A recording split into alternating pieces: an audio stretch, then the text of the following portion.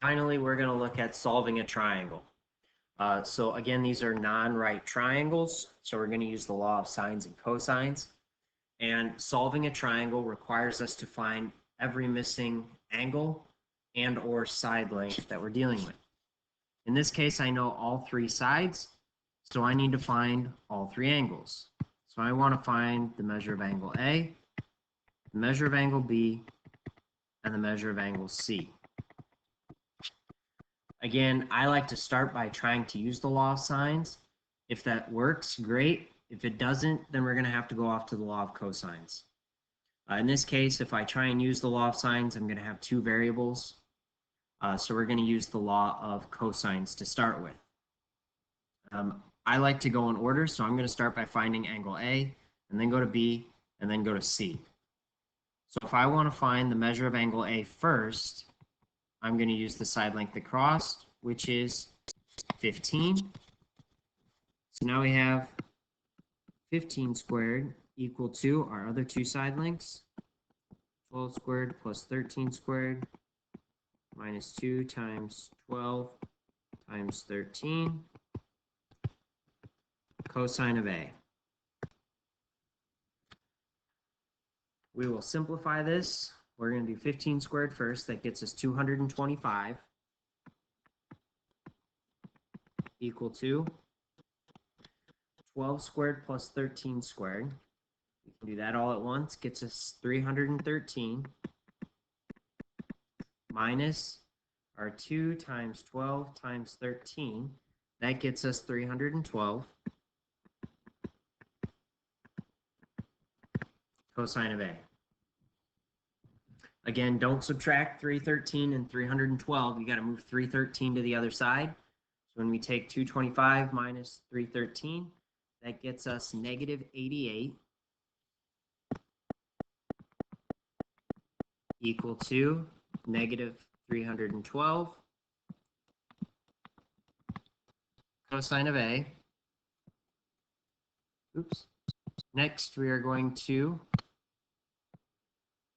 divide by negative 312 on both sides. So we get negative 88 over negative 312 equal to cosine of A.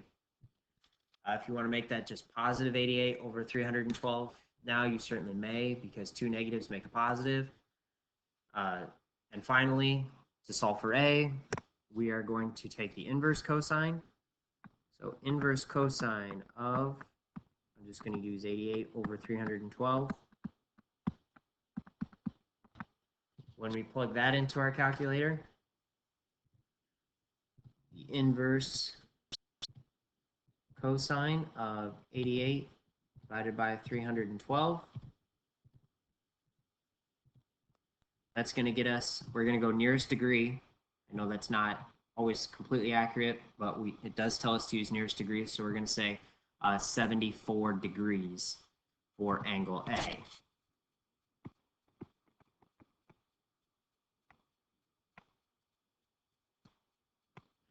I'm going to put that in here. To solve for angle B, you could use the law of cosines again. In fact, we don't have to this time. We could use the law of sines. We will come up with one variable within our angle pair or angle side relationship. So I'm going to say let's use the law of sines. For other people watching this video, there could be, I know that there could be what's called the ambiguous case. We're not going to worry about that within this right now. I'm just showing how to use the law of sines and solve this triangle in this case.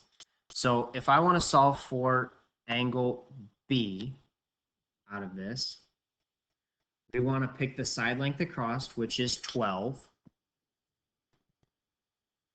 So now we have sine of B over 12 equal to, we should be able to come up with another angle side relationship that doesn't have a variable, which is angle A that we just found, and our side length of 15. So we're going to say that we have sine of 74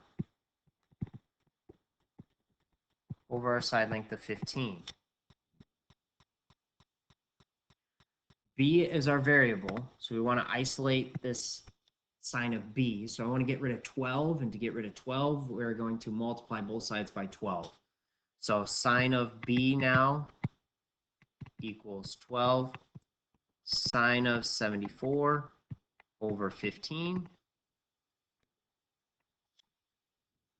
To get just B, we're going to take the inverse sign. So now we have B equals sine inverse of everything up here. 12 sine of 74 over 15. And we'll plug all this into our calculator. So inverse sine of 12 sine of 74. We're going to divide all that by 15. You can close that off. Gets us an angle measure of really close to 50. And we're going to round it to the nearest degree, so I'm going to say angle B is 50 degrees.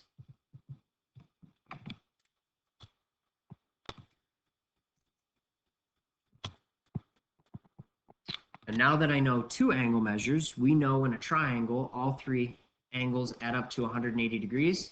So if we take 180 minus 74 minus 50, we would get angle C to be 56 degrees. And there'd be all your missing angle measures within this non-right triangle.